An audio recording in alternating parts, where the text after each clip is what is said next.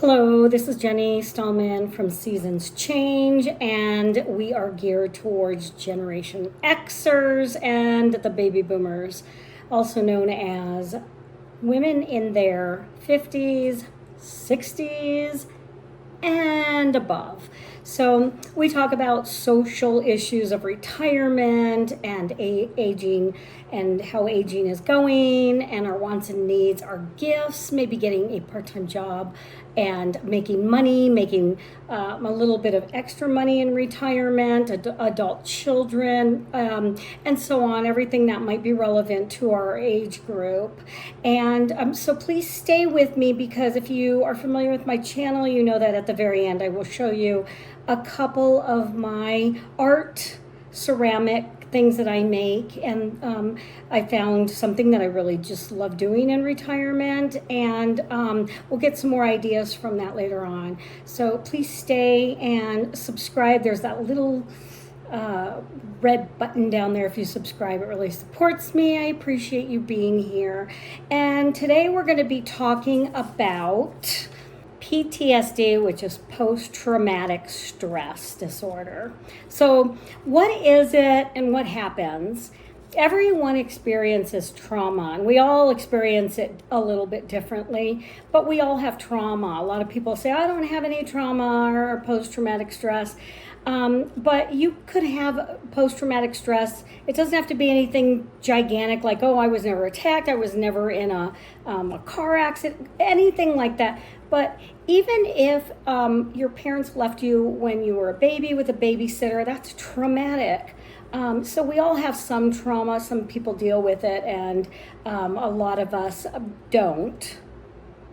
Trauma is when we go into the fight or flight mode. It's when our body starts to release cortisol and adrenaline, and we just feel, we have that fight or flight and that total stress, and our body sometimes gets stuck in that mode instead of being able to relax after traumatic events.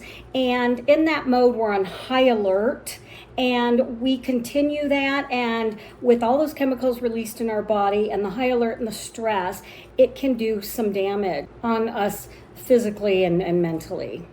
Here are some of the symptoms that we have from post-traumatic stress, and it could be extremely tight muscles. Like if somebody touches your knee muscles and you just jump because they are so tight from being in the fight or flight and not being able to relax.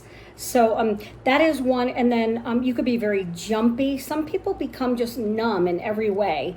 There's a lot of anxiety that comes with it, emotionally stressed out. You could be depressed, even loud noises, really strong smells can just put you over the edge. Being in a room with a lot of loud noise can make you feel very uncomfortable with post-traumatic stress. There could be some isolation involved, withdrawal involved, and hypervigilant. Like you're always in that tense mode all the time. You get startled easily with post-traumatic stress. There can be some impulsivity, so you could be impulsive with things. Yeah, let's just go. Let's just do it. I'll just buy it.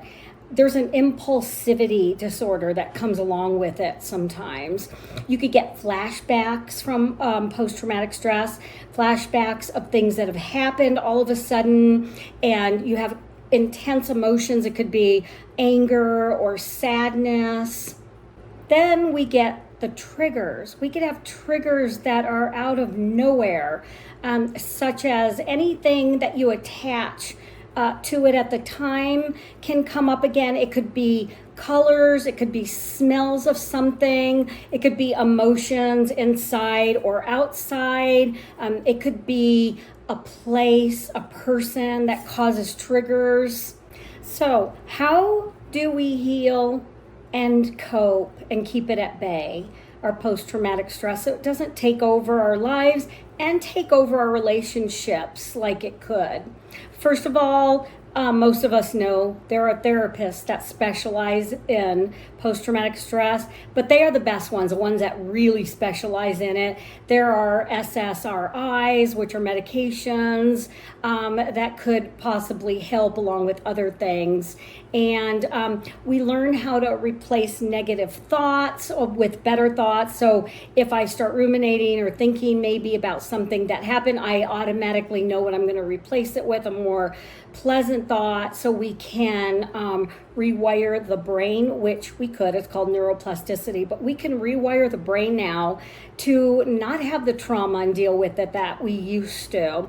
There are relaxation techniques. A lot of people will take stretching, yoga, breathing type of classes or exercise, or do at home. Walking in nature will help you to just rewire the brain into not feeling like it's always in danger.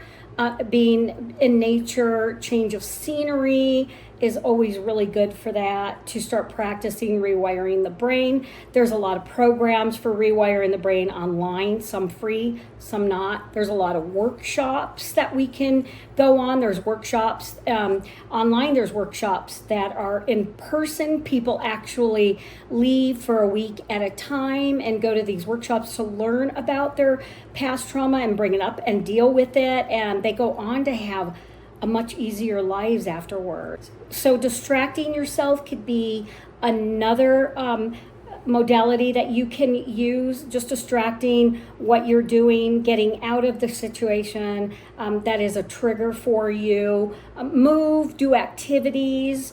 Of course, that always releases much better hormones that make us feel better. Pets always make us feel better, most of us, if you like pets. And express writing is super important, right? For this, it's called express writing. You can look it up, and I may do a whole video on it. It's fascinating. There is a wonderful program, and you can put it right now on the screen. It is SAMHSA. It is a free help and hotline.